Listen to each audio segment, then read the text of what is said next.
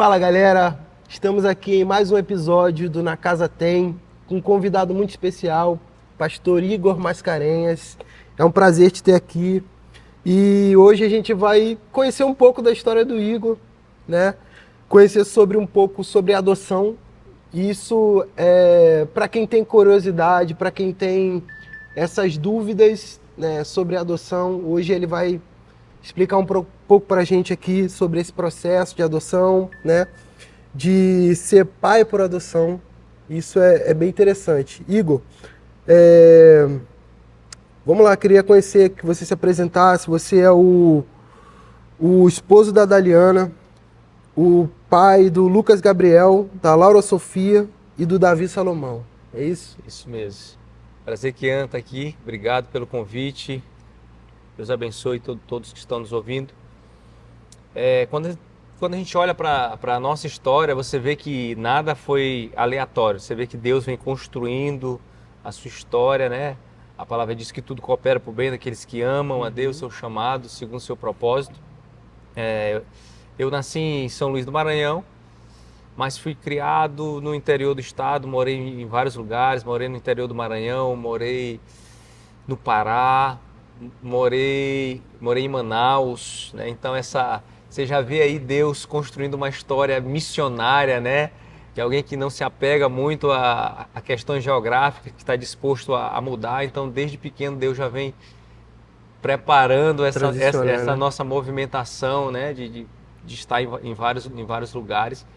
Então, a minha origem, né, da minha família materna é de família de pescador. Então eu cresci, por exemplo, eu morei em uma ilha chamada Ilha de Mirinzal. Agora há pouco tempo eu passei por lá, e todas as vezes que eu vou lá passa um filme, né, porque é um lugar muito longe, muito isolado. Você não tinha energia, você não tinha acesso à tecnologia, né? Naquela época já não existia tecnologia em um lugar como aquele, né? Mas existia muita natureza. Então isso foi muito bom. Eu amo muito a natureza, amo muito essa vibe de interior, de mato, de campo, de mar. Legal. Um dos meus sonhos é velejar o mundo, né? Então eu gosto muito do mar, eu gosto muito de estar em cima de um barco, eu gosto muito de pescar, porque essa é a minha origem. Se o Senhor não tivesse me tirado daquele lugar por causa do seu plano eterno no ministério, provavelmente hoje era um pescador ali. Então ele fez como... Me identifico um pouco com a história de Pedro, né? Onde ele chama, tira desse lugar de pescador, de peixe, né? Peixe. Para fazer um pescador de almas. E por isso eu sou um evangelista, né? Muito bom, muito bom.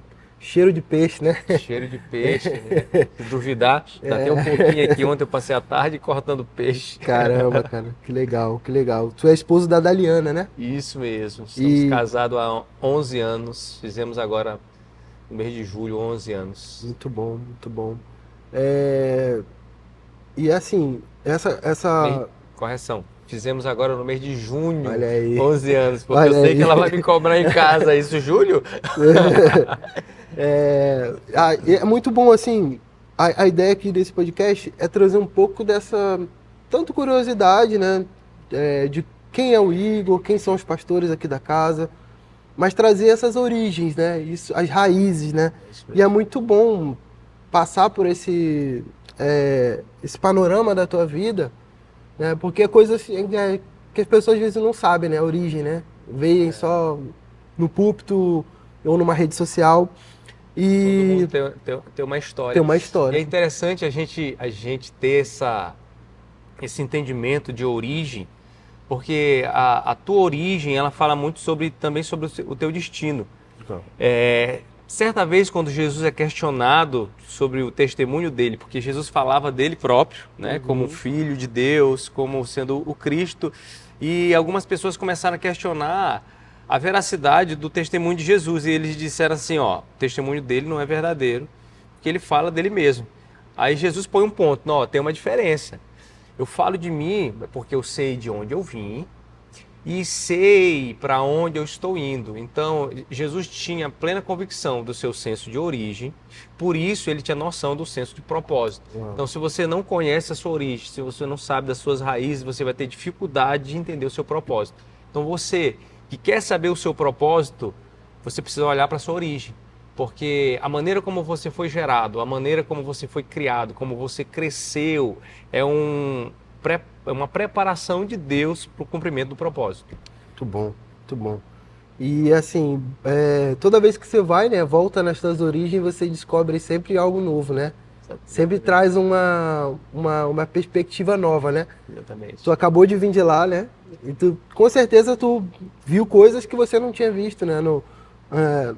Das outras vezes, né? Sim. Uma perspectiva diferente.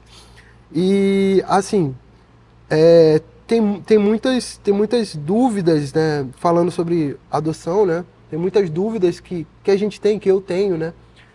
Sobre esse processo de adoção, como que surgiu esse desejo, né? De ser pai por adoção, né? Eu queria que tu contasse um pouco dessa história, como surgiu, de como tem desenvolvido isso na tua vida. Conta um pouco pra gente, como é que foi? Legal. Como eu falava, tudo que você passa é Deus te preparando para algo, né? Sim, Eu não cresci com meu pai, legal. né? Então eu cresci órfão de pai, fui criado como a maioria, talvez dos brasileiros, né? Tem uma história de criação somente com a mãe, né? Com a ausência da figura paterna, embora meu pai seja vivo. Então eu cresci criado com a minha mãe, né? Que fez um papel muito bom, né? Por sinal, desenvolveu o papel de mãe e de pai. E a gente sabe que não é fácil, criar um filho sendo mãe solteira, tendo que trabalhar. Então, por isso, a gente estava constantemente viajando. Eu lembro quando nós morávamos em Manaus, mamãe trabalhava na fábrica da Philco, montando televisão, controle remoto, essas coisas, lá na Zona Franca de Manaus. Então, eu lembro que nós acordávamos 3 horas da manhã. Eu me acordava 3 horas da manhã para preparar algumas coisas, para me deixar pronto. Para 5 horas da manhã vinha uma pessoa e já me buscava para levar para a creche, que era um pouco distante. E eu estudava em tempo integral. Então passava o dia na creche ali, voltava, a mamãe chegava tarde, às vezes nem via. Nós morávamos na casa lá de uma amiga, moramos 3 anos lá em Manaus e eu tenho muita imagem né, da minha infância nesse período, né? Foi um período muito bom, muito perrengue também, né? Porque você acordava 3 horas da manhã e aí a minha mãe já me ensinou a ser independente, eu já tinha que lavar minha roupa, já lavava minhas cuecas, ela me ensinou a lavar minhas cuecas às 3 horas da manhã, com 4 anos de idade, com 5 mais ou menos, por essa idade. Então Deus já começava a trabalhar essa maturidade desde cedo, né? Que ela como mãe solteira, então precisava trabalhar em dobro e eu tive que ajudar muito cedo. Então cresci até os 15 anos sem conhecer o meu pai, embora soubesse da existência dele. A minha mãe, apesar de tudo, ela fez um trabalho muito bom em relação à imagem do meu pai. Eu não tive suporte do meu pai na minha infância, muito por conta de uma decisão da minha mãe, né? Eu fui gerado, ele tinha já a vida dele, então ela não quis que eu crescesse nesse meio, então nós viajamos, fomos embora daqui muito cedo, ainda bebê, e ela não quis que ele tivesse essa participação, porque ele já tinha outra vida, mas ela guardou a imagem dele como um homem bom. Sim. Ela não fez, como a gente diz, não fez a caveira do meu pai, então isso fez com que eu não crescesse com ódio do meu pai.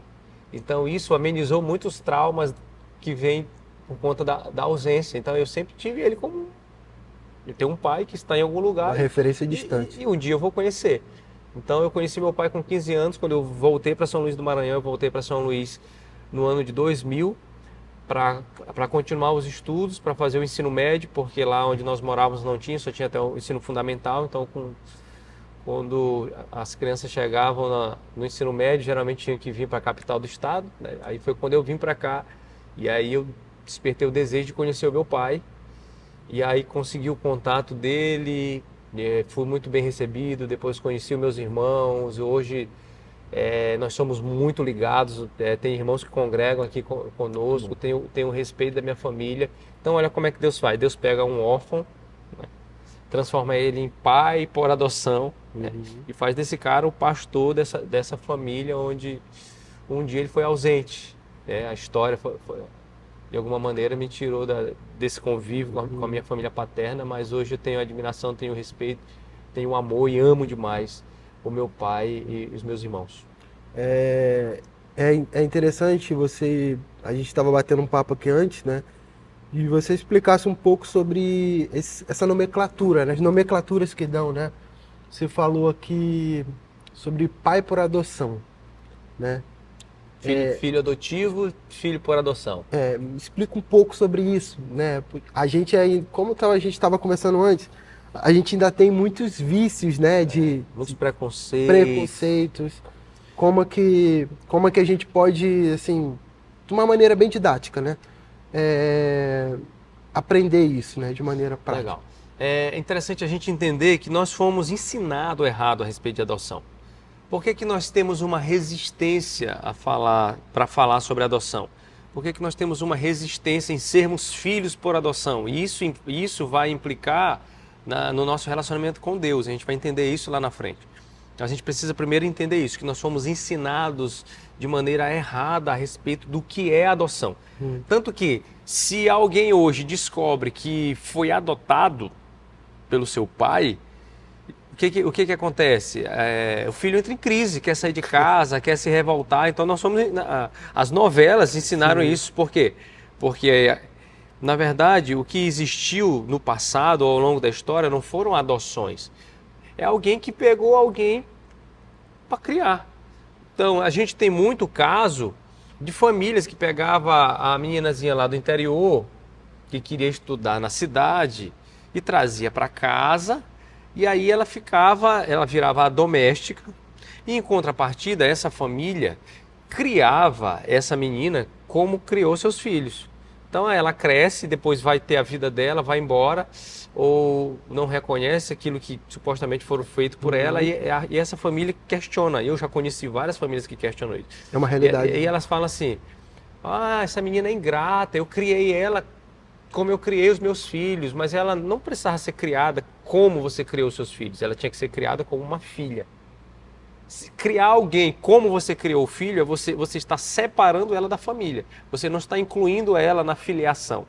Você pode ter dado a mesma roupa, as roupas com a mesma qualidade que você deu para os seus filhos, a mesma escola que você deu para os seus filhos, mas você não deu a paternidade que você deu para os seus filhos. A direção. Só o fato de nós falarmos isso, a gente já faz uma separação. Então, a maioria das adoções entre aspas, que nós conhecemos não foram adoções, foram pessoas que foram criadas por uma outra família. E isso não é adoção. Então, lá na frente, essa criança cresce revoltada, e aí faz alguma coisa, e a gente acredita isso na adoção.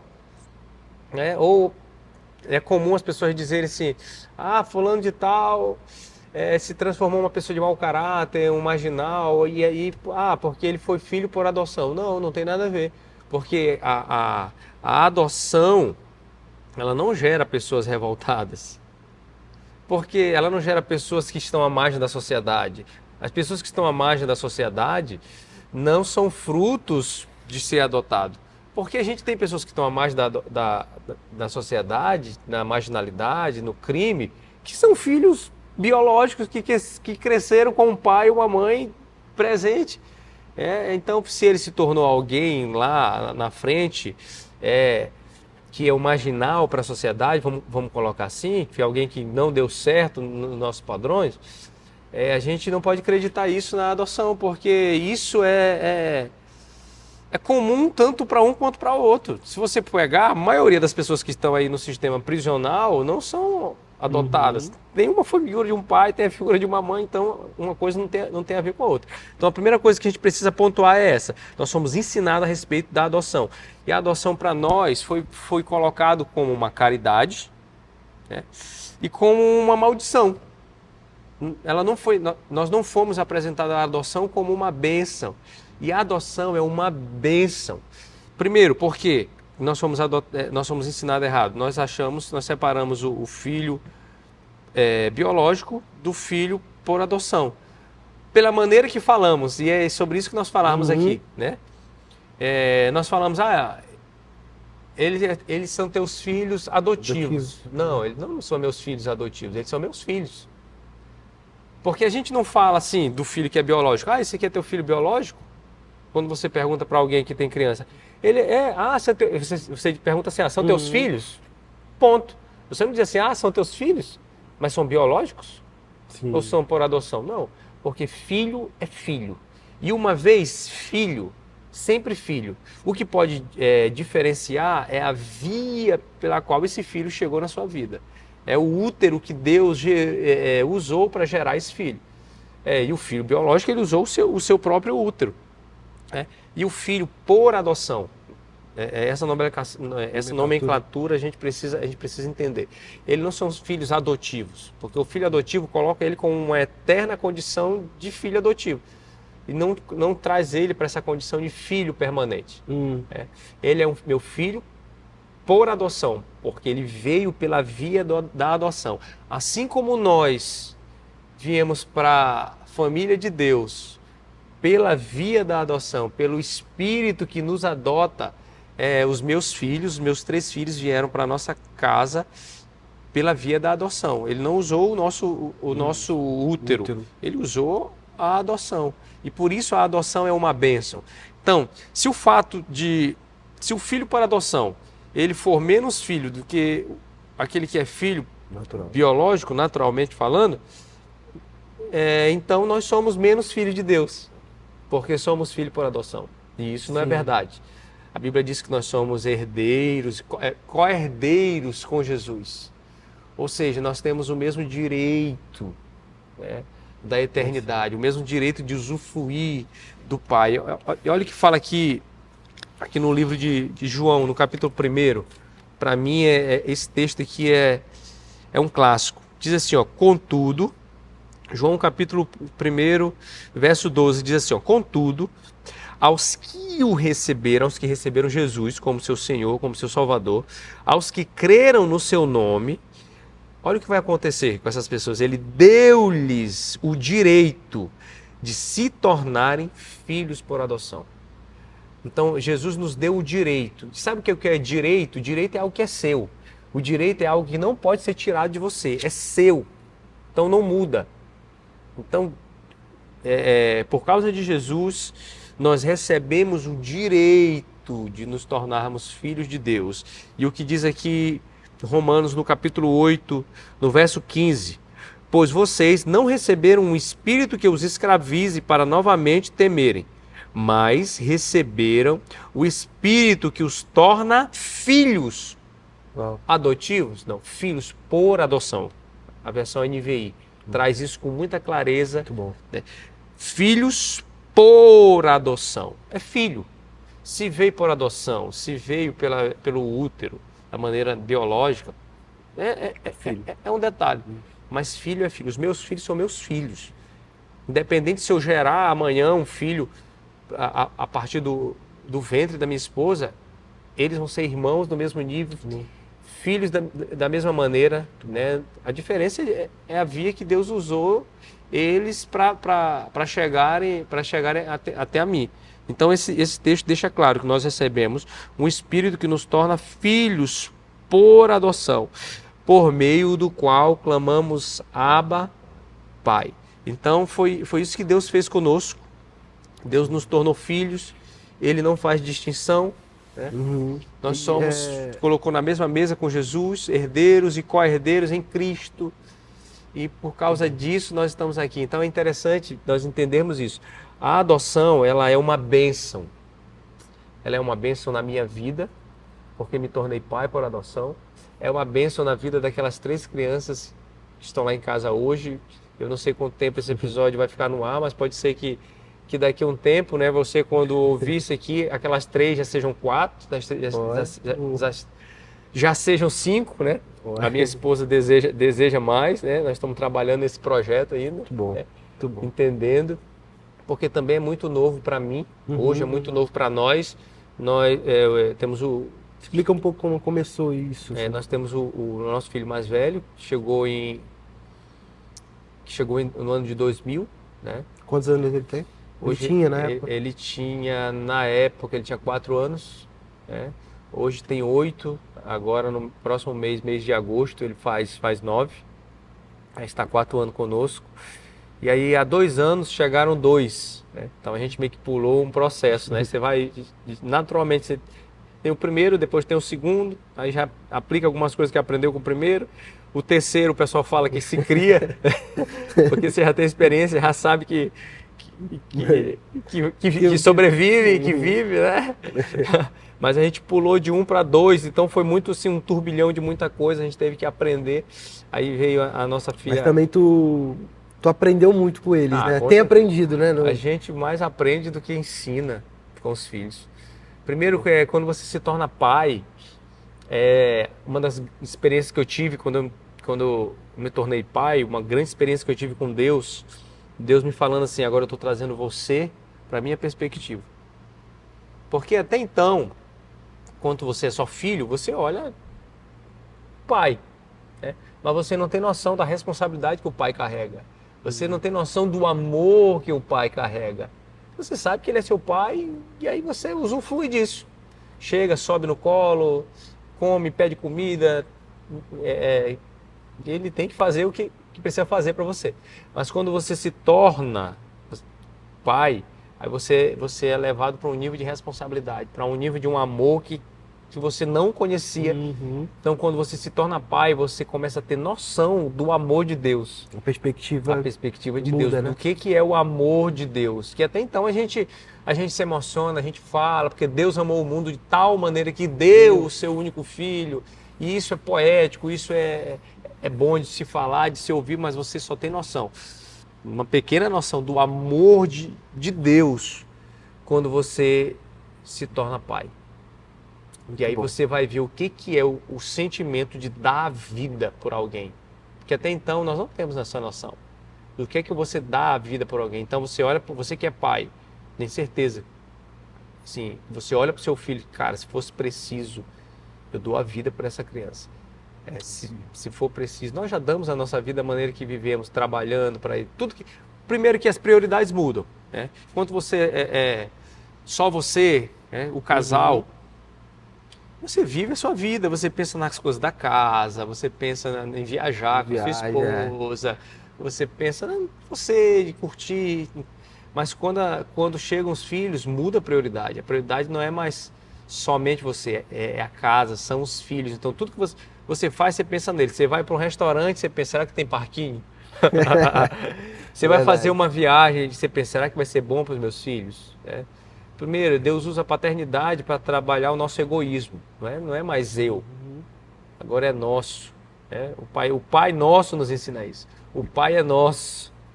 Então tudo que você faz, você vai fazer a casa, uma reforma, vai ser bom para meus filhos?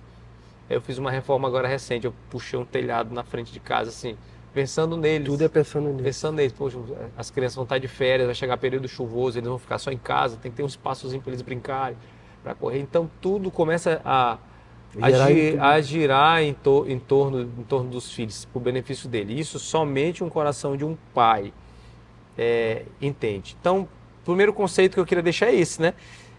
Que nós entendemos errado a respeito de adoção. A adoção não é uma maldição, a adoção é uma bênção, porque nós tornamos pertencentes da família de Deus por causa da adoção. Nós só somos filhos por causa da adoção. E uma vez filho, eu sempre vou ser filho. Eu posso sair de casa, eu posso me tornar um pródigo, mas eu sou filho. Muito bom. A Bíblia não fala sobre filhos por adoção e filhos biológicos. Ela fala de pródigos. Ele é um filho pródigo. Por quê? Porque decidiu sair de perto do pai. Então, uma vez filho, sempre filho. Então, a adoção é uma bênção. Primeiro conceito. O segundo foi esse que os filhos, eles não são adotivos. Eles são por adoção. Por adoção. Muito bom. Assim, a gente sabe da realidade hoje do Brasil, né? E a realidade do Brasil é que grande parte das pessoas são órfãos de pais vivos, né? A gente tem isso hoje, infelizmente, culturalmente, né? pais que se ausentam dessa paternidade, né? Se ausentam de dar direção, caminho, né? Aquilo que é preciso. Eu queria que tu explicasse isso, lógico, né? Que gera consequências para os filhos, né? Queria que tu explicasse um pouco sobre o coração do órfão, como chegaram os seus filhos, né? Como você lidou com essa demanda, né? Essas questões dele, os traumas, as debilidades, né? As fraquezas das crianças, né? Que elas sofrem, né? E você também pôde ver também dentro dos próprios, né, órgãos, né? Os orfanatos, né? Que tem. Como que você lidou com esse coração ainda dos órfãos, né? É muito forte isso, porque assim, a ausência paterna, a ausência da figura paterna, falando da paternidade mesmo, da figura do homem, Uhum. ela causa consequências não só na vida do órfão, sim, Uhum. né, do filho, como em toda a sociedade. O mundo sofre, né? A ausência dessa figura no lugar onde ela precisa estar, ela compromete todo o resto, né? E o Brasil, ele sofre isso. Grande parte das pessoas que nós conhecemos, que eu conheço, são criados com a mãe. Eu trabalho em uma comunidade, É uma realidade. como vocês sabem, nós coordenamos o Instituto Casa do Pai, que trabalha com um projeto social voltado para comunidades carentes. Então nós temos ali cerca de 100 alunos hoje. E aí você faz um mapeamento desses... Lida diretamente com isso. Exatamente. Nós fazemos um mapeamento dessas famílias, dessas crianças que são matriculadas para participar das nossas atividades. E aí você começa a ver que essa é uma realidade comum. Eu digo que 80% ou mais, né, dos nossos alunos têm a figura materna em casa. Ou não tem a figura paterna. 80% dos nossos alunos. Alguns são criados pela avó, outros são criados pela tia. Isso vem lá de trás, lá de trás. A minha família, as minhas tias, a minha mãe, ela não foi criada pelos pais. Foi criada por uma tia na cidade. Lembra da cultura, Sim, da sim. cultura da adoção antiga? A maioria das minhas tias, irmãs, da minha mãe, assim como a minha mãe, foi criada por tias que estavam aqui na capital, em outros lugares, e aí ali ela fazia as coisas. A minha mãe fala que ela acordava 4, 5 horas da manhã para lavar 2 carros numa casa que ela trabalhava, que era de uma parente, Caramba. irmã da mãe dela. Essa era a realidade. E assim também como as minhas tias, então, sofreram muitos traumas, você não tem a figura paterna ali. Claro que isso também parte de uma ignorância dos pais, porque as famílias antigamente eram muito populosas, né? Tinha muitos filhos em lugares muito pobres, e aí no desejo de dar uma oportunidade para esses filhos, acabava enviando para que eles tivessem estudo, tivessem uma oportunidade, mas isso foi gerando uma série de consequências e nós chegamos onde nós estamos. Então, o Brasil é um país de órfãos, principalmente de pai. Sim, de pai. Tanto que foi se colocado sobre o governo do Brasil, vamos dizer assim, uma padroeira, né? O Brasil adora uma padroeira. Tem uma mulher na função de pai. Por quê? Porque culturalmente os homens não exercem a sua responsabilidade, abandonam as suas famílias, abandonam seus filhos, e a mãe, a figura da mulher, precisa assumir esse papel. E aí ela tem que nutrir, ela tem que proteger, ela tem que afirmar a identidade. Então imagina uma mulher afirmando a identidade de um menino. E a gente gera outras consequências. E a gente entende por que muitas coisas têm gerado na nossa vida, e às vezes nem a pessoa sabe por que eu sou assim. Porque isso gera confusões na nossa identidade. Porque uma das funções do pai é afirmar a identidade. Então, se essa figura não está no lugar onde ele tem que afirmar a identidade, alguém vai afirmar a identidade. Sim. Todos nós temos identidades que foram afirmadas por alguém. Por isso que Jesus, depois que Jesus é batizado, ele tem um encontro com João Batista, e João Batista batiza Jesus. Quando ele sai das águas, o que acontece? O pai afirma a identidade. Este é o meu filho amado, em quem eu tenho meu prazer. Esse aqui é o meu filho, em quem eu tenho meu prazer. Então, o pai está afirmando a identidade de Jesus. Ó, você é meu filho, você é filho de Deus, você é Deus. Então, a ausência dessa figura paterna, ela causa consequências, sobretudo, principalmente na nossa identidade. É por isso que a nossa geração é uma geração muito insegura, é uma geração que não sabe o que quer, não sabe o curso que quer fazer. E aí a gente começa a entender por que eu comecei fazendo direito, acabei fazendo medicina. E nesse inteirinho eu passei por engenharia. Caramba. Você entende? Porque você está procurando. Você está procurando coisa porque você não tem uma identidade formada. Por quê? Porque essa segurança não foi te dada. É por que você é inseguro? Porque uma das funções do pai é proteger. Você não se sente seguro em nada que você vai fazer. Isso gerou muitos transtornos psicológicos, somente na nossa geração. É uma conta que a nossa geração está pagando de anos de orfandade. Uma geração ansiosa, uma geração deprimida, é uma geração que sofre com muitos problemas por causa da orfandade paterna. E, cara, isso é muito sério. Nós precisamos quebrar isso na nossa geração. Interessante, ó, quando às vezes os meus filhos não estão... A gente está falando que uma das funções paternas é da segurança. Quando eu não estou em casa, porque eu estou viajando, eu estou trabalhando, precisei sair, aí a minha esposa está em casa com meus filhos, se cai uma agulha, vamos dizer assim, qualquer zoadinha, principalmente o meu filho mais velho, ele se espanta. Mamãe, a senhora está bem? Está tudo bem? Aconteceu alguma coisa? Ele fica extremamente inseguro. Extremamente inseguro. Mas quando eu estou em casa, pode cair o telhado. Se ele estiver dormindo, ele não acorda. Está seguro. Ele está seguro, ele não se espanta toda hora. Ou se espanta, ele vem direto para os braços do pai. Uma vez, a primeira vez que nós fomos batizando, a primeira vez que nós fomos vacinar o Lucas, aí eu deixei ele com a mãe dele, fiquei lá fora, só podia entrar uma pessoa no posto de saúde.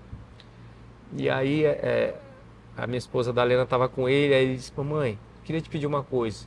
Não fica zangada comigo, mas eu queria que meu pai estivesse aqui. Porque ele ia passar por um processo de dor, que é uma vacina. E o pai tem essa função. Em momentos de dor, gerar força. Não, isso eu não quero que com isso ser machista, né? Essa não é a ideia. Nós estamos falando de princípios bíblicos, porque em contrapartida a mãe tem funções que são só dela. A nutrição é da mãe. O pai não tem como prover coisas que Deus gerou na mãe. Eu não tenho como amamentar o filho se Deus gerou leite, foi no seio dela. Então tem coisas que Deus colocou cada um no seu papel, no seu lugar, para que as coisas andem de maneira ordenada e perfeita. E eu preciso entender isso, que todas as vezes que eu tiro uma coisa do lugar, eu vou sofrer uma consequência. E funciona assim no nosso corpo. Se eu tirar alguma coisa que Deus colocou para ficar aqui, eu vou sofrer uma consequência. Na nossa vida é assim. São princípios, são coisas que foram colocadas desde a criação. São pilares que, se você remove um pilar de um lugar, você compromete a construção. Muito bom, muito bom. E aí a adoção chegou na nossa vida. Primeiro, porque eu conheci esse Deus como um pai. Isso que eu ia colocar também, que é uma forma de justiça de Deus. Exatamente. Né? Deus, a palavra diz que ele faz com que o órfão habite em família. Exatamente. Então, exatamente. Deus sabe daquilo que são as nossas problemáticas, que afetou a nossa identidade, que afeta o nosso destino. Então, ele se apresenta como pai. Uau. E se nós não tivermos isso bem definido, esse entendimento, por que nós temos dificuldade de reconhecer Deus como pai? Nós reconhecemos como uma divindade, muitos reconhecem como um criador, como uma força suprema, como todo-poderoso, mas poucos reconhecem ele como pai. Então, o que isso causa como consequência? Porque se eu não reconheço ele como pai, eu vou precisar de todo um ritual para entrar na sua presença, que na maioria das vezes mais nos distancia do que nos aproxima. Eu vou precisar de uma roupa adequada, eu vou precisar de um ambiente preparado, com uma música ideal, com luzes, enfim, com uma ornamentação, para poder entrar na presença de Deus. Só que quando é que isso acontecia? Quando o povo não tinha noção de que Deus era Pai. No deserto, quando Deus levanta um tabernáculo, você precisava de uma veste, você precisava de um ambiente, só que ali o povo não era filho.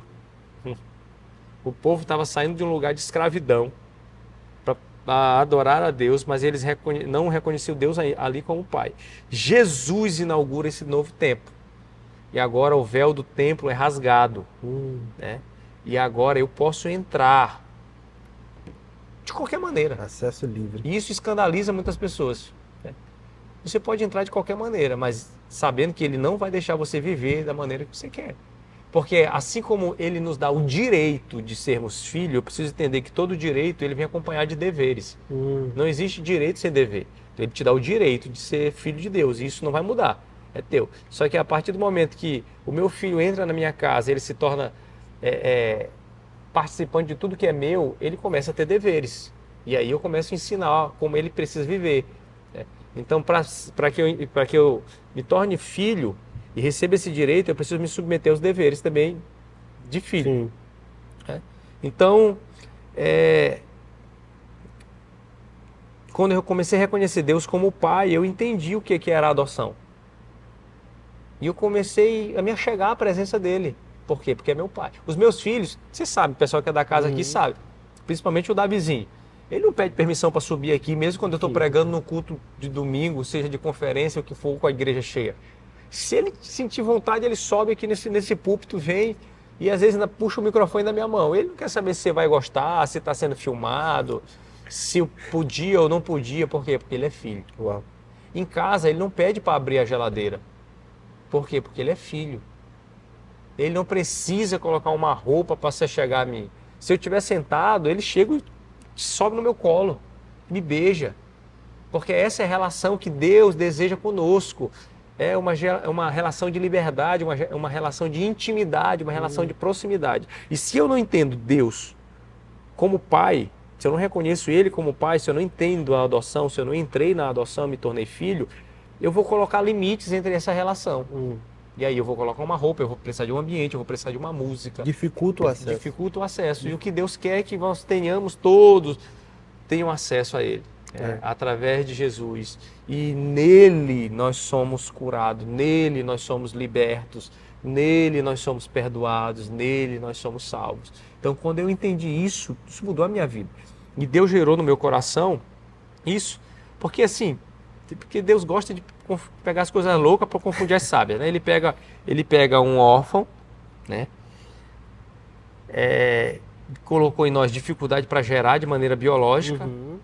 E isso para... Me fala um pouco sobre isso também. Lá na frente, antes de casar, eu sempre tive esse desejo. Tanto que um dos acordos, quando nós começamos a namorar, eu e a Daliana, isso foi um ponto de confirmação. Nós dissemos assim, ó, eu quero ter filhos por adoção. Antes de saber que eu tinha um problema para gerar, né? O problema é meu, não era da minha esposa, biologicamente. E ela também já tinha o mesmo desejo.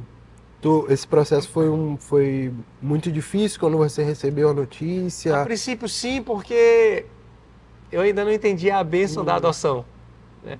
A adoção ainda era um plano B.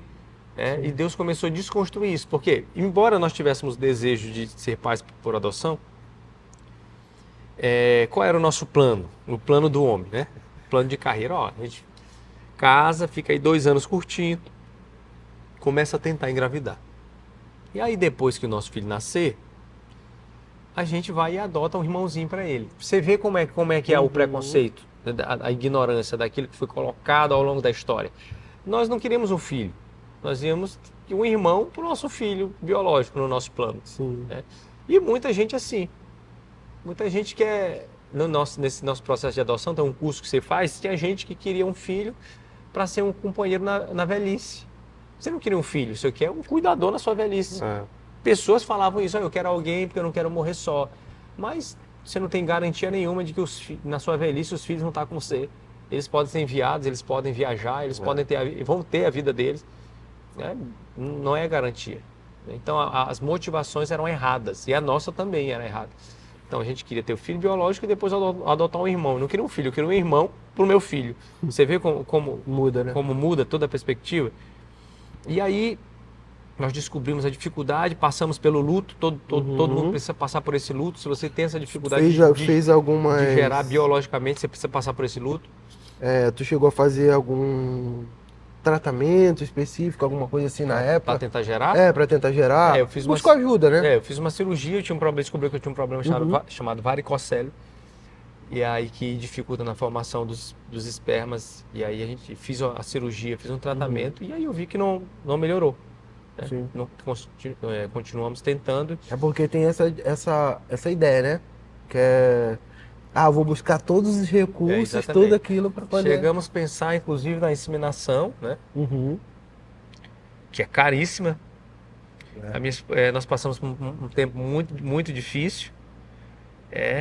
E Deus todo o tempo dando sonho para pessoas com a minha esposa grávida, com filhos, e eu comecei a questionar, e a gente começa a questionar Deus. Boa parte da igreja na época, que era bem menor, o número de membros, sonhar com a minha esposa grávida. E nós recebemos palavras de que nós seríamos pai de muitas crianças, de multidões. Aí eu pensava, eu vou ser pastor de muita gente, né? E Deus todo o tempo dando essas palavras, né? Só que aí, à medida que o nosso ventre tinha dificuldade de gerar, o nosso coração tinha facilidade de amar. Enquanto Deus nos dava facilidade de amar órfãos, amar aqueles que ninguém queria. E isso borbulha dentro de nós. Essa vontade de exercer paternidade sobre órfãos. É um negócio sobrenatural. E aí eu vi que eu não precisava esperar gerar do ventre para adotar uma criança. Deus começou a mudar essa ordem.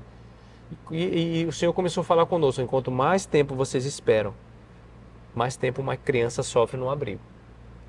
E no dia que eu recebi essa palavra, no outro dia eu levantei, peguei a minha esposa e fomos dar entrada no processo legal de adoção, que é dado na vara da infância da sua região. Então você que tem desejo, vá na vara da infância, busque as informações lá, ele vai dar o checklist de documento e o procedimento, você dá entrada no processo de habilitação. Você precisa primeiro se habilitar. Eles vão ver se você não é doido, se você não é louco, se você não é pedófilo, se você não é... Enfim, vai ver se você tem mínima condição de ser pai. E essa condição que eles vão ver não é financeira. Porque muita gente pensa nisso. Porque eu não tenho um salário fixo, eu não tenho carteira assinada. O Estado não está preocupado com isso. Ele está preocupado se você tem uma mínima estrutura mental para ser pai. Porque a condição financeira não pode limitar a tua paternidade. Se fosse isso, famílias que moram nas palafitas teriam seus filhos retirados de lá. E eles não têm condição. Sobrevivem, às vezes, de pedir no sinal. E nem por isso o Estado tem o poder de tirar os filhos dessa família, porque ele não tem condição, não tem um salário, não tem uma carteira. Não. Então isso não é uma limitação. Só precisa ter disposição para amar e pagar o preço por essa criança. Porque a adoção é sobre isso. E eu preciso entender esse conceito de adoção, que é um conceito que Deus gerou no meu coração. Inclusive, todos precisam adotar os seus filhos, inclusive aqueles que tiveram de maneira biológica. Porque o que é adoção para mim? É você tirar do ventre e trazer para o coração. Então, se você gerou um filho do seu ventre, mas você não trouxe para o coração, tu foi pai há pouco tempo, né? Pouco tempo. Então, você gerou um filho, mas você precisa trazer para o coração. Tem muitos pais que geram filhos, mas não trazem para o coração. Não acolhem, não amam, não protegem, deixam liberado. Tanto que a gente tem muito problema com órfãos de pais vivos. Isso. Que talvez seja um dos piores traumas que tem. São os traumas daqueles que são órfãos por pais vivos, porque ele se torna alguém revoltado. Marginalizado. Porque vê a figura do pai, deseja o amor do pai, mas não tem, e ele está olhando o pai. Imagina só, você está olhando o seu pai chegando em casa e não te dá um abraço, e não diz eu te amo. Era muito melhor essa criança não ter a figura do pai, de pai ter morrido, enfim, mas ele saber que ter a esperança, cara, se meu pai estivesse aqui era diferente. Porque ele vê um pai que em vez de curar só fere, que em vez de acolher só abandona. Então isso é extremamente danoso. Então, inclusive você que é pai biológico, você precisa adotar o seu filho, senão você cria gera crianças rejeitadas. Rejeitadas e traumatizadas. Então, adoção é isso, é você tirar do ventre e trazer para o coração. Outro conceito que eu ouvi uma vez, eu não sei onde é que quem falou, acho que eu ouvi esse conceito no Descende, de uns anos atrás, e que dizia assim, que a adoção é você se responsabilizar por uma dor que você não causou. Isso é Deus. Deus fez isso. Deus se responsabilizou por uma dívida que ele não fez. E aí ele vai lá e paga essa dívida. E assim, a adoção ela é milagrosa. Ela é sobrenatural. Só sabe quem vive, quem experimenta. Porque assim, tu gerou um filho de maneira natural com a tua esposa. Tu tem dificuldade de amá-lo?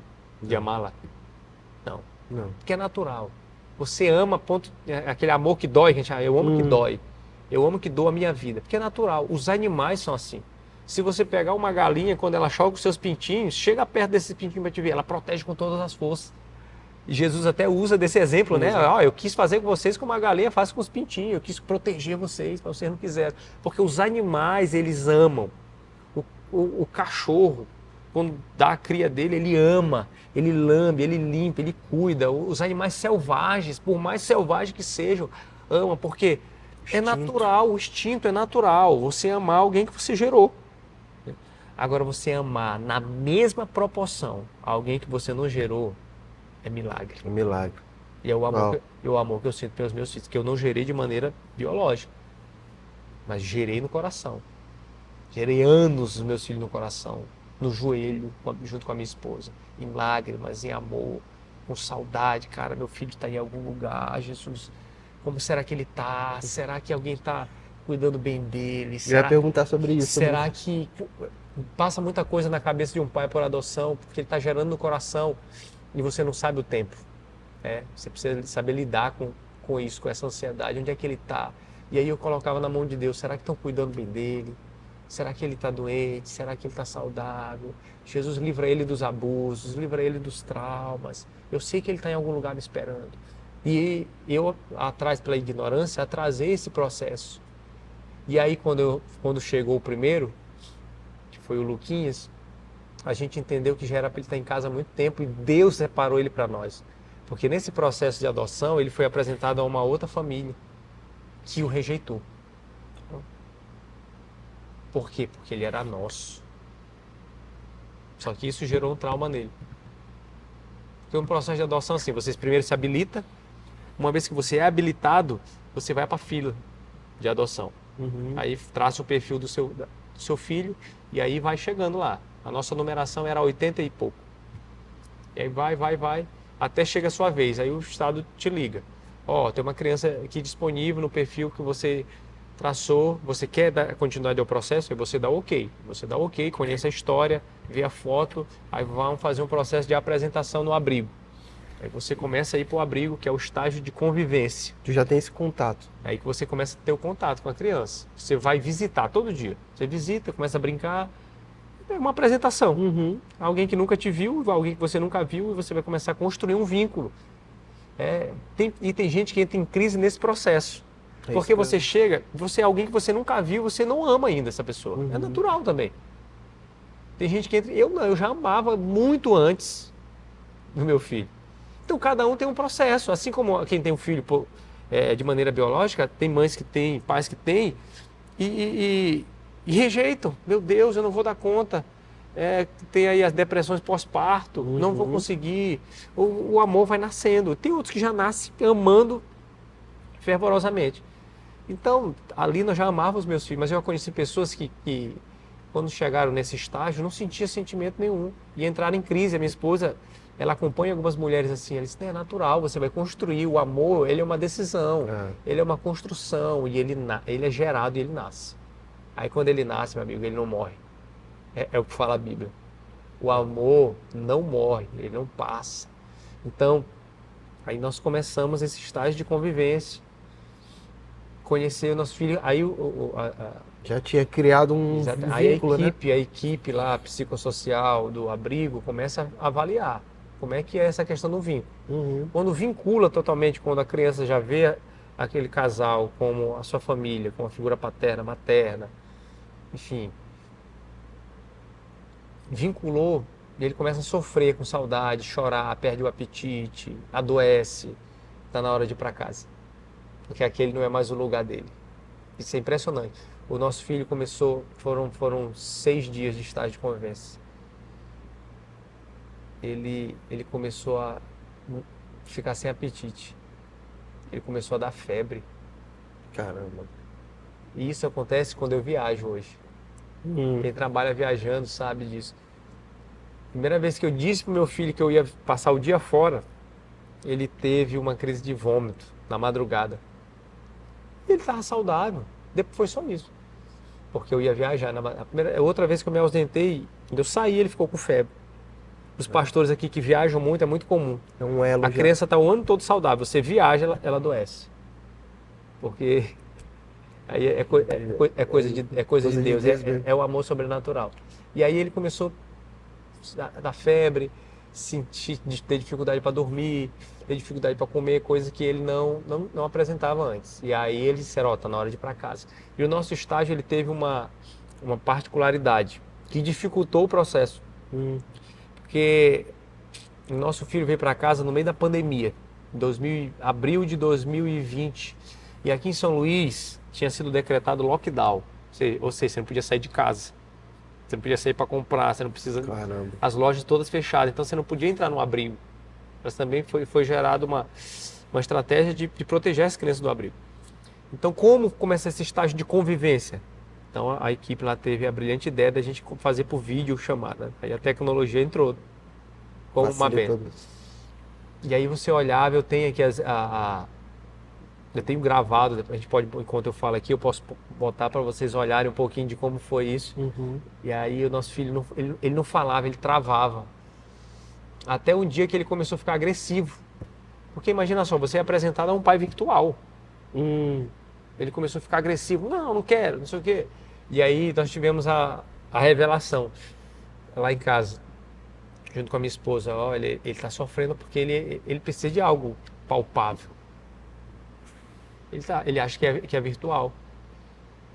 E como dar algo para ele que ele possa pegar? E aí eu lembro que eu fiz um desenho para ele, eu posso postar também aqui que eu tenho até hoje. Legal. Eu fiz um desenho dele assim, uma caricatura com a minha habilidade.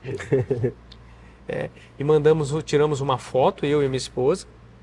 E aí esse desenho no papel nós plastificamos, porque para entrar no abrigo tinha que passar álcool. O desenho, a foto da mesma maneira. E aí eu comprei uma motinha amarela, que ele tinha até pouquíssimo tempo, ele tinha essa motinha amarela. Eu acho que talvez até ainda tenha, só a carcaça, né? Que tinha que ser algo que pudesse lavar, passar o álcool, aquelas coisas para poder entrar. E aí fui até lá e disse, eu tô com isso aqui, vou levar para você aí, para você ver que o papai é de verdade. O papai e a mamãe é de verdade. E aí fui até na porta do abrigo, imagina, você tá na porta do lugar onde tá o teu filho, você não pode entrar. Nossa, era muito difícil para mim. Doloroso. Era muito doloroso. E no meio disso aí todo dia a gente tinha as videochamadas, aí a gente esperava com ansiedade, era tarde, depois que ele acordava. E aí eu lembro que nessa época a gente estava trabalhando no Instituto Casa do Pai, entregando cesta básica, todo na luva, com máscara, entregando de porta em porta cesta básica para as famílias que estavam precisando. E aí eu já voltava para casa ansioso para videochamada. E aí pegamos essas fotos, esses desenhos, deixei lá para ele, fizemos a videochamada, ele pegando, muito feliz, aí ele virou outra criança. E até um dia que nós fomos buscá-lo à noite. E ele muito desconfiado, a primeira vez que ele veio, então a primeira vez que eu vi o meu filho, já foi o dia que ele iria para casa, então foi muito desafiador. O nosso caso foi o caso piloto, vamos dizer assim, foi o primeiro caso de estágio de convivência por videochamada aqui em São Luís, no meio da pandemia, o primeiro. Então foi um caso teste. Todos os outros dependeriam do sucesso desse. Então o nosso caso foi tão sucesso que na pandemia foi o período que mais crianças foram para casa. Uau. De toda a história aqui do que se sabe do sistema até então, até aquela data, não sei hoje, mas até aquela data. Foi o período que mais crianças foram para casa, para suas famílias. Depois disso, um coleguinha dele foi feita a videochamada, que foi para casa também. de um casal que são amigos nossos. Então, o melhor amigo dele é filho de um dos nossos melhores amigos e hoje Legal. brincam junto, estão sempre nos aniversários, por causa desse estágio de convivência que foi um sucesso no meio da pandemia. E aí o Luquinha chegou e a gente foi aprender a ser pai. Aí você começa a identificar os traumas para você sarar. E assim como você está aprendendo a ser pai, ele está aprendendo a ser filho, porque você está falando de uma criança que cresceu no abrigo, que está lá desde 1 ano de idade, ou menos. Então ele tinha dificuldade de abrir a geladeira, por exemplo. Tudo ele tinha que pedir, porque ele estava em uma instituição. Uma instituição tem muitas regras, né? É um sistema militar, vamos dizer assim. Então você tem hora para acordar, tem hora para... Tem uma rotina muito mais bem definida. Tem regras assim, do que pedir, a quantidade de comer, Pode ou não pode? de comida, pode ou não pode, horário de dormir, hora de acordar, o que fazer, hora de brincar. Então é muito bem definido. Então ele chegava, ele chamava o quarto de... Aí ele chegou e viu um quarto que era só dele. Nossa. E aí ele ficou vislumbrado. Porque até então ele tinha um quarto que era coletivo. Ele tem uma cama, essa é a minha cama, é minha, só minha, ele perguntava. Esse carro só meu. Aí ele abriu o guarda-roupa, essas roupas são só minhas. Tudo era coletivo, porque né? ele veio com uma peça de roupa. Ele não podia trazer as roupas que ele estava lá, porque as roupas eram coletivas. Sim. Então até hoje nós temos essas roupas também. Era uma peça de roupa, uma camisa, uma bermuda, um chinelo, uma cueca. E um ursinho que a gente deu o nome de Senhor Soneca, que até hoje ele dorme junto com ele. A única coisa que ele saiu de lá. E aí ele abriu aquele guarda-roupa. Não, é minha mesmo. Esse quarto é meu. Aí ele chamava o quarto de... esse aqui é meu berçário. Porque lá no abrigo tem os berçários, que é onde dormiam as crianças mais novas, né? Não, esse não é o berçário, esse é o seu quarto. Essa aqui é a sua casa. Ah, eu queria isso. Ó, você pode abrir a geladeira. É sua. Então nós começamos a ensinar ele a ser filho. Reeducar. A reeducar, que ele podia ter acesso na hora que ele quisesse. Ele podia chegar ao pai e à mãe na hora que ele quisesse. Ele podia pegar o que era dele na hora que ele quisesse, porque era dele. Uau. Então ele começou, assim como nós estávamos aprendendo a ser pai, ele começou também a aprender a ser filho. É assim, é a nossa relação com Deus. Nós precisamos aprender a ser filhos. Uau. Acessar. Por que o filho pródigo acessou a herança antes do tempo? Porque ele entendeu que ele era filho. Pai, me dá minha herança. Pô, não, o pai ainda está vivo. Só que ele entendeu que ele era filho. E o pai deu, porque a herança era dele. E aí ele foi lá, só que o pai não deixou de ser pai por isso. Uau. Pode ir, meu filho. Aí no dia que ele perdeu a herança, ele lembrou que ele não podia perder uma coisa. O pai. Ah, eu não tenho mais a herança, mas isso aqui não importa. Importa que eu tenho um pai. Então você tem um pai que está de braços abertos para te receber na hora que você vier. E ele vai mudar a tua história. Aí o filho pródigo volta. Sem a herança, mas ainda com o pai. Uau. Então os nossos filhos hoje sabem que eles têm um pai. Todos os dias a gente precisa afirmar. Eu afirmo, ó. Porque eles vêm com muita insegurança. Eu lembro que a primeira vez eles chegaram, não tinha roupa ainda, porque a gente não sabe o tamanho que viria a criança. Então no outro dia... Você não tinha olhado ainda? Não, Ele, assim, não. só por vídeo Só por chamado. vídeo chamado. Entendi. Então não tinha noção de roupa, de nada. E era lockdown, tava tudo fechado, não tinha como comprar roupa. Aí ele chegou à noite, o primeiro filho do Lucas. No dia seguinte nós saímos para fazer compra. E aí as lojas ainda fechadas, só que elas vendiam meio que de maneira clandestina, né? Que era lockdown. E aí você batia na porta, abria, você entrava, parecia que você tá traficando alguma coisa assim. Você entrava, fechava a porta, mas a vida tinha que continuar. Né? Tinha coisas que não dava para deixar de fazer. O meu filho precisava de roupa. E aí eu tive que encarar. Aí fomos lá na Coab. E aí nesse interim que nós saímos de casa, de repente ele começa uma crise de choro. Do nada. Meu Deus, o que está acontecendo? E aí ninguém sabia o que estava acontecendo. Quando nós estávamos voltando para casa, nós entendemos o que aconteceu. Ele estava com medo de estar saindo de casa para ser devolvido do abrigo. Quando ele começa a chegar perto de casa, nós morávamos num condomínio de apartamento, quando ele reconheceu, ele começou a sorrir, pular e bater palma. Ah, que legal, nós estamos voltando para casa. Cara, aquilo foi muito forte para mim. E aí eu comecei a entender, ele estava com medo de ser rejeitado. Aí fomos apresentar ele para a família. Aí outro episódio eu saí, deixei ele na porta, fui apresentar o meu irmão para ele. Um dos meus irmãos. E aí na porta não dava para estacionar, então ele desce junto com a Daliana. E aí eu saí com o carro, porque eu precisava estacionar mais na frente. Nisso que eu saio com o carro para estacionar, ele começa uma crise de choro. Ele estava com medo de ser abandonado pelo pai. Caramba. E a gente começou a perceber. E os ambientes que a gente ia, que levava ele para brincar, ele não saía de perto. Embora que ele fosse distante, mas ele brincava e toda hora olhava para trás. Olhava para trás e vinha. E a gente precisou reafirmar, olha, eu nunca vou abandonar você, eu nunca vou deixar você. Eu vou estar sempre aqui, o papai e a mamãe vai estar sempre aqui, você pode ir.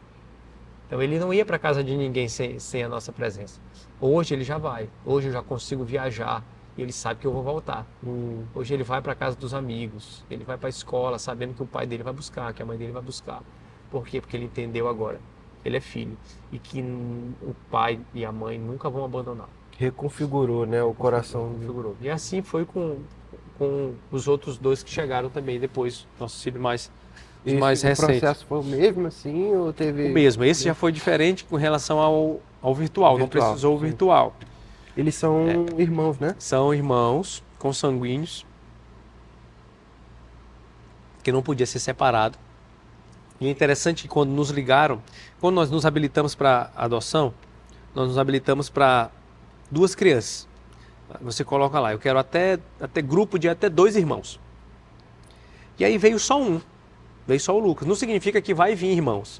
De acordo com a criança que é disponibilizada lá no sistema de adoção, com a sua preferência, a criança vem para casa, é vinculada e vem. Só que só veio um. Como nós tínhamos colocado até 2, grupo de 2, nós continuamos habilitados para adoção. E aí esperamos mais 2 anos depois da chegada do Lucas. E aí nosso telefone liga, ó, tem uma criança aqui no perfil, nós queríamos uma menina, mas o perfil estava aberto. E aí ligaram, ó, tem uma notícia boa, tem uma menina para vocês, mas tem um porém, ela tem um irmãozinho. Então não dá para desvincular. Só que o nosso perfil só cabia mais uma criança, porque já tinha vindo um. Então, e como nós vimos que no Maranhão, vocês eram o único casal que tinha um perfil traçado para irmãos, porque é mais difícil a adoção de irmãos, porque são grupos, né, de irmãos. Tem grupos que são de 3, tem grupos que são de 4, tem grupos que são de 5. E o Estado tem como cultura não separar os irmãos que já foram separados da sua família original, e ainda separar os irmãos quando já são maiores, quando crescem juntos, é um processo bem difícil. E aí era um grupo, não tinha ninguém que desejasse grupo de irmãos, embora nós já tivéssemos um. Então foi meio que uma busca ativa, né? Ó, vocês são irmãos, vocês querem irmãos, são os únicos que são irmãos. Só que ela tem a menina, só que ela tem um irmão. Aí de bate pronto eu virei para Daliana assim, aí ela virou para mim, amor, recebi uma ligação. Nós temos lá o nosso filho, nosso próximo filho já está disponível para nós, está nos esperando, mas tem outro irmão. Que a gente achava que é o Davizinho. Que a gente fala que foi o bônus de Deus. O Davizinho foi o bônus de Deus. A gente não sabe mais como seria sem ele. Que é uma criança, quem conhece, extremamente ativa, agitada, mas é o cara que move as águas lá em casa, é o cara que movimenta, que movimenta tudo. Quando a gente está triste, ele nos alegra, é o cara que fala eu te amo quase que 24 horas por dia. Quando, mamãe, papai, eu te amo. Aí faz carinho, que elogia a mãe dele. Mamãe, você está muito linda. Você está falando de uma criança que acabou de fazer 4 anos, que afirma a identidade da mãe, a beleza da mãe. Papai, você está muito bonito. Mamãe, você é muito preciosa, você é muito especial. E isso é dele. Legal. Embora ele veja, tenha a referência, porque nós nos tratamos com muito amor, com muito carinho. Nós somos uma família muito pegajosa. Eu sou do toque. Então, para expressar o amor, tem que tocar, eu tenho que beijar, eu tenho que fazer carinho. A minha esposa também, o Lucas, a Laurinha, que veio mais assim. A Laurinha era mais assim, mas hoje já está mais grudenta também. Mas o Davizinho é dele. E ele foi esse bônus. E aí nós fomos lá, mudamos o nosso perfil para mais uma criança, que agora seriam 3, né? E aí vieram os 2. Por que nós aceitamos? Por que nós deixamos o nosso perfil muito aberto? Porque você, na hora que você está se habilitando para adoção, você coloca um perfil. Sim. E aí você diz se você quer menino, menina, preto, branco, pardo, se você aceita com alguma enfermidade, se não aceita com nenhuma enfermidade. Tu acha que isso é uma dificuldade hoje para algumas pessoas? Também. E aí nós tivemos o entendimento que, assim como se nós fôssemos gerar no ventre, nós não teremos controle de como viria essa criança, nós não vamos ter controle daquilo que nós estamos gerando em Deus no nosso coração. Então nós colocamos um perfil muito aberto, nós apenas limitamos a idade. Nós colocamos de até 6 anos. Então qualquer criança que disponibiliza lá de até 6 anos, pode ter 1, 2, 3, 4, 5, viria, né? E nós colocamos essa idade porque seria uma idade que nós entendemos que seria melhor para adaptação, porque os primos, o meio onde ele iria conviver, a maioria das crianças teria essa idade. Então ele teria amigos que ajudariam ele nesse processo. Os primos dele, os nossos sobrinhos eram todos dessa idade. Isso foi uma benção. E quando ele veio, ele já vinculou. Então ele tem primos que são melhores amigos. Hoje a gente viajou agora, tinham 2 primas lá na mesma faixa etária. Isso ajuda demais, porque eles brincam junto, crescem com memórias afetivas, vão crescendo juntos, se tornando amigos, adultos. Tendo referência, né? Exatamente. Então em resumo, foi isso, né? Não sei se eu falei demais, quanto tempo tem de podcast, mas é uma história que rende muito mesmo. Muito bom, muito bom. A gente vai ter um segundo episódio com a Daliane também. Vai ser bem legal. Agora a gente vai para as partes aqui de perguntas, né, para o Igor. Vamos lá. Vocês pensam em abrir um orfanato? Legal, essa pergunta é muito boa. Nós temos esse desejo, sim. Como missão cristã Casa do Pai, desde o princípio, né, Deus gerou muitos projetos no nosso coração, no coração do presbitério, não só no meu e da minha esposa. Nós temos desejo, sim, oramos por isso. E o que falta hoje? Nós precisamos de pessoas. Hoje nós estamos gerando pessoas, porque o lugar onde Deus tem nos colocado, hoje eu não conseguiria, somente como casal, nós gerirmos isso, né? Apoio. Nós precisamos de uma rede de apoio, de uma equipe, mas no nosso coração tem esse desejo, sim. Eu tenho aí o George Miller como uma das grandes referências para mim de homem de Deus, é um cara que varreu aí as nações com muitos orfanatos. E nós temos desejo, sim, de ter uma casa paterna, né, para órfãos, um lugar onde você prepare essas pessoas com paternidade, que você trabalhe. Eu penso que seria um diferencial, esse entendimento que nós temos da paternidade de Deus. Trabalharmos essas crianças nessa paternidade, para elas serem enviadas para suas casas futuramente. Mas eu acredito que Deus vai permitir, né, que antes de morrer a gente abra um abrigo para paternidade para os órfãos. É bom. Não, mas só aqui uma aspa, eu vou falando, irmão, vai surgindo. Existem várias maneiras de você exercer justiça com o órfão. A primeira, que para mim é a melhor, é você se tornar pai. Porque assim, quando a palavra fala lá no livro de Tiago, lá no último versículo, ele vai falar sobre a verdadeira religião. Ele vai dizer assim, a verdadeira religião é visitar órfãos e viúvas nas suas necessidades. Qual é a maior necessidade de um órfão? É comida? É roupa? Qual é a maior necessidade de um órfão? Pai. É uma família, é um pai, é uma mãe. Essa é a maior necessidade de um órfão. Então, a melhor maneira de exercer a necessidade de um órfão é trazer ele para casa, é se tornar uma família para ele. E ele faz, se cumpre a palavra, Deus faz com que o solitário se habite em família. Então essa é a primeira forma. A segunda, você pode se tornar um padrinho afetivo. Você vai no abrigo, visita, apadrinha uma criança, padrinho financeiro, afetivo financeiro, aí você começa a manter essa criança, se precisa de roupa, se precisa de presente.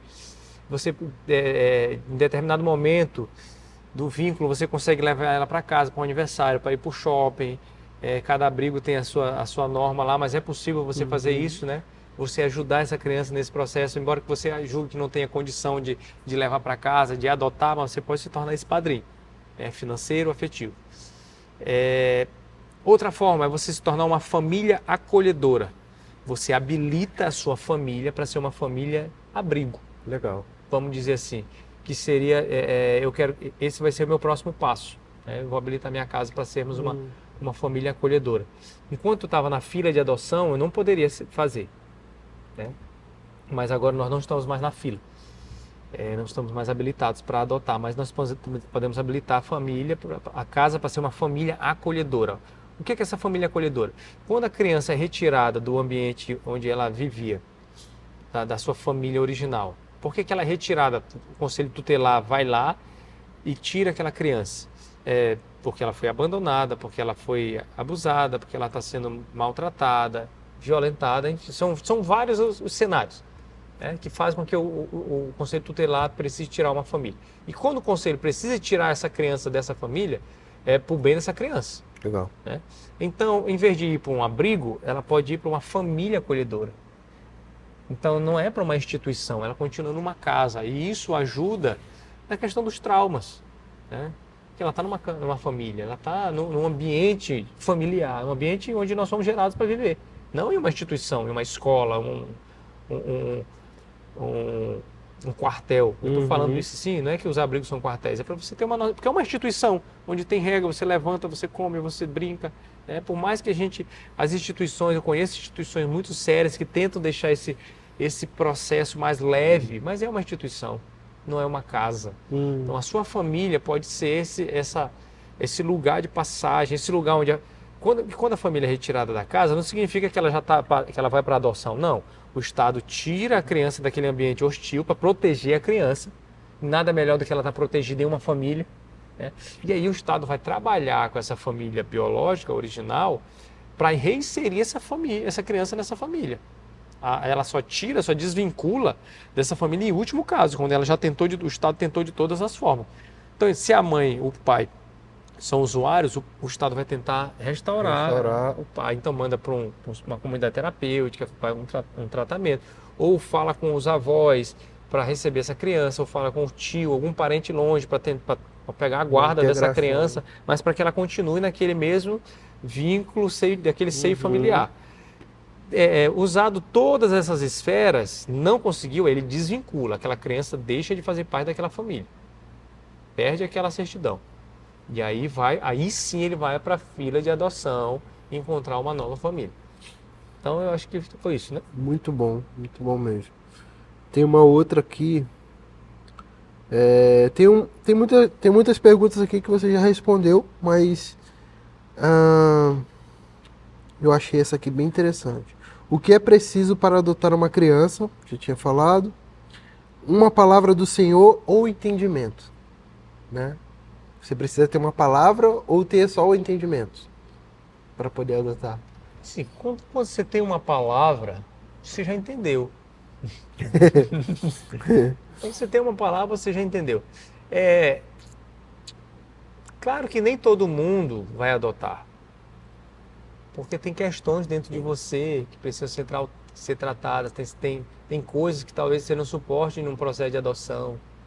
Então Deus não levanta todo mundo para adotar, assim como Ele não levanta todo mundo para gerar biologicamente. Então levanta uns para gerar biologicamente e adotar, levanta uns somente para adotar, como até então tem sido meu caso, e outros somente para gerar. Mas a palavra, se você lê a Bíblia e essa palavra falar com você e você entender, não tem mais o que responder. Se você ler o livro de Tiago e entender da maneira como eu entendi, de que a verdadeira necessidade de um órfão não é a visita num abrigo, não é um presente no Dia das Crianças, não é levar eles para uma ação de Dia das Crianças para assistir um filme no cinema. Se você leu essa palavra, viu que Deus é pai dos órfãos, que Ele te adotou, e que Ele nos envia para exercer a mesma justiça, você já entendeu, você já tem uma palavra, você já começa a ser responsabilizado. Então, para você que não consegue gerar de maneira biológica, entenda que Deus não te amaldiçoou para você não gerar. Talvez Deus está te dando a bênção e a oportunidade de poder adotar. Esse entendimento fez toda a diferença na minha vida. Porque para muitos a adoção é um plano B. E a adoção nunca foi o plano B de Deus. A adoção sempre foi o plano A. Então, lá na minha ignorância, a adoção era um plano B. Mas depois que eu entendi, não, ela sempre foi o plano A. Porque eu sempre quis viver isso. E eu não trocaria nada do que eu vivo hoje. Então, quando eu entendi isso, eu comecei, cara, Deus o órfão, ele precisa de uma família. Eu percebo, porque até então a gente visitava abrigo, fazia ações. Cara, ele não precisa disso aqui. Embora seja bom para ele, ele precisa de uma família. E a igreja é a maior responsável por isso. Bom. Embora nem todos os membros vão adotar, mas a igreja precisa carregar essa marca. Essa é uma responsabilidade da igreja de Jesus. Por quê? Porque é quem foi adotado. Porque quem recebeu a bênção da adoção é quem tem maior autoridade para exercer essa mesma bênção. Então, para você ter noção, existe um dado. Se cada igreja do Brasil, eu não lembro agora de cabeça, mas são muitas as igrejas, adotasse uma criança, não existiria. Se uma família de cada igreja adotasse uma criança, não existiriam crianças esperando na fila de adoção. Não existiriam mais. E não estou falando nem de todas as igrejas, talvez 10% das igrejas do Brasil, falando do Brasil, adotasse uma criança, não existiriam. Sabe quem mais adota no mundo? No mundo? Muçulmanos. Radicais. Muçulmanos radicais são aqueles que mais adotam. Pegam essas crianças, geram na sua doutrina.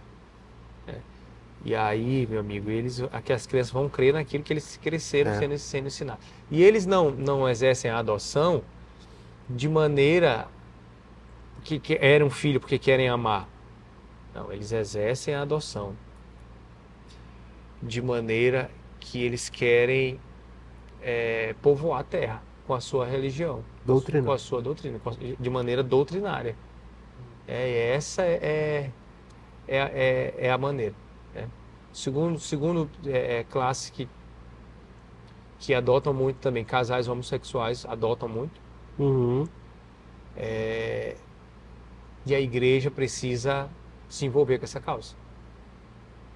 Precisa se envolver com a causa do órfão, precisa se envolver com a causa da viúva.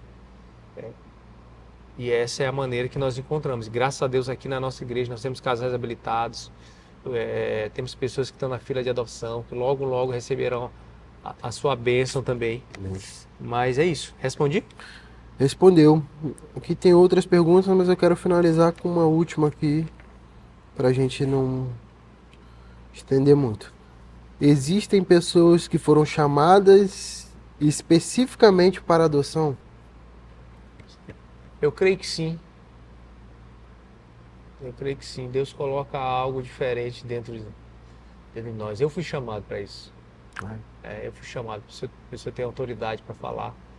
E quando você não entender isso, e aí eu volto a falar para esses casais que estão sendo chamados para isso, mas que ainda não entenderam. Porque eu conheço muitos casais que têm dificuldade de gerar e não passam por esse luto, que você tem que passar pelo luto. Sofrer o que você precisa sofrer e levantar e bater a poeira e continuar caminhando, e seguir a vida e entender e quando você não entende isso, você tem a dificuldade de gerar como uma maldição, que biblicamente, antigamente falando, a esterilidade era uma maldição. Então as mulheres eram tidas como alguém que estava sendo castigado porque a prosperidade era medida pela quantidade de filhos que eram gerados. Por quê? Porque era o alcance da geração, o alcance da família, enfim. E aí, isso era tido como uma maldição. Só que aí Jesus inaugura outro tempo. Jesus agora vem do céu e agora ele habita dentro de nós. Ou seja, o amor ele não está mais fora. O amor agora está dentro. O Emmanuel está dentro. É Cristo em nós. Então existe agora algo dentro de nós, que é o amor de Deus, o Espírito Santo de Deus. No coração. Então ele tirou um coração de pedra que não tinha poder de gerar e agora ele coloca um coração de carne, cheio de vida. cheio de amor para dar. Então, quando eu entendi isso, eu vi que eu não tinha sido amaldiçoado, embora, de ser para outros detalhes, a minha família tem muitas questões que a adoção remiu. Interessante. A adoção veio para remir situações na minha família. Algumas eu não tenho autorização para falar aqui, porque são questões muito pessoais de pessoas, mas na minha família tem crianças que foram dadas, tem crianças que foram abortadas, tem filhos que que tentaram abortar, mas que insistiram e Deus deixou nascer, mas que cresceu com esses traumas. E aí, quando nós começamos a viver essa realidade, os nossos filhos começaram a remir isso na nossa vida. Deus falou, vocês estão remindo toda essa maldição na vida de vocês. Ou seja, famílias foram dadas, crianças foram dadas, recém-nascidas na minha família. E hoje nós fomos lá e resgatamos. Pessoas que poderiam gerar, abortaram. Hoje, pessoas que não podem gerar, adotaram. A adoção, ela tem o poder de remir. E se nós não entendermos isso, nós não vamos curar essa nação. Nós não vamos curar as maldições dessa nação. No dia que nós entendermos que a adoção, ela pode remir, a igreja vai despertar para isso. E é isso, nós somos chamados para isso. Se você que talvez não pode gerar, Deus está te dando o privilégio de adotar. Eu tenho o privilégio de adotar, cara. Eu tenho o privilégio. Para mim é um privilégio, para mim é uma bênção. Deus me separou para isso. E eu vivo isso. E eu não sei como seria viver hoje de outra maneira. Sem os meus filhos que demonstram o amor de Deus todos os dias. Com todas as dificuldades que nós passamos. Todos os traumas que nós desenvolvemos nesse processo também, eles foram buscar os traumas lá da minha infância, e eu nem sabia que tinha, e eles estão curando. Eles estão me curando, eles estão curando a minha esposa, e eles estão sendo curados. E é isso. A adoção é remissão. Deus nos remiu da nossa maldição, nos tornou filho. E agora? E agora? Gente, que incrível. Tô até sem palavras assim, mas a gente quer finalizar aqui. O Igor, vou pedir assim uma coisa para ele orar por pessoas que estão nesse processo, né? Amém. Essa dúvida. E a gente vai finalizar aqui esse papo. E no próximo aí vem uma convidada especial, né? A Daliana, a esposa. Alguém que é maior do que eu. E vamos junto. O Igor vai orar agora e a gente finaliza aqui. Amém. Queria agradecer pela oportunidade de Deus, que eu já queria fazer um material voltado para isso, né? Agradecer você que chegou até aqui, que assistiu, né? Que dedicou o seu tempo para isso. Tenho certeza que algumas chaves foram liberadas aqui, algumas sementes. Queria que você recebesse isso. Enviasse isso para o maior número de pessoas possíveis, né? Pessoas que você conhece, para a igreja, para pastores. A igreja precisa despertar isso, as famílias precisam ser despertadas para isso.